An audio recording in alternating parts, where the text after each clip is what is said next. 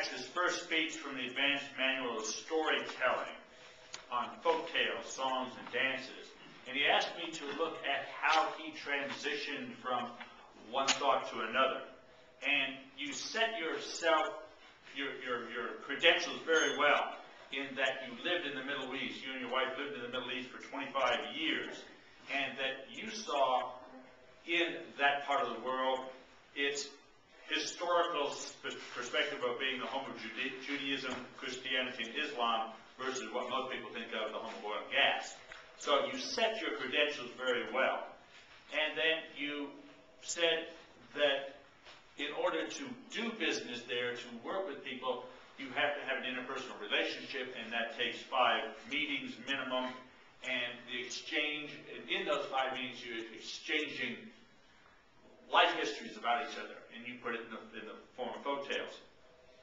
You got off on the Bedouins. You talked about the Bedouins being all knowledgeable and everything. This is one of the areas where I think you sort of took a little tangent and then came back. I would have liked to have seen that either expanded or maybe even left out, because to me it didn't flow as well as it could have.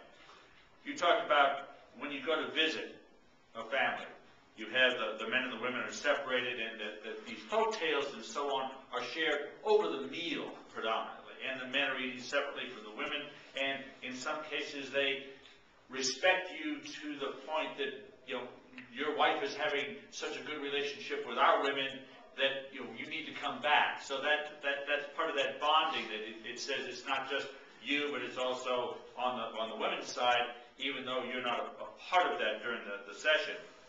You then went into the different calendars, the Ramadan and the Hajj, and what happens there. And I think this is where you could have really used these 2 events and visiting with people pre-Hajj, during Ramadan, post-Ramadan.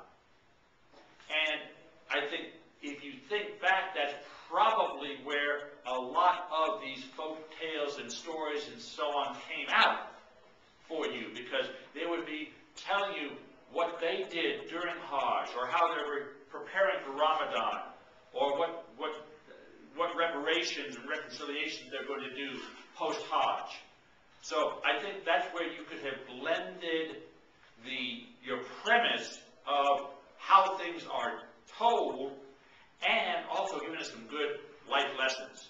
Because you did end it very well by talking about friendships and interconnections go far further than the business to business. And long after business is over, friendships are still there. So I'd like to see you use this format again, but get a little deeper into the substance of the conversations.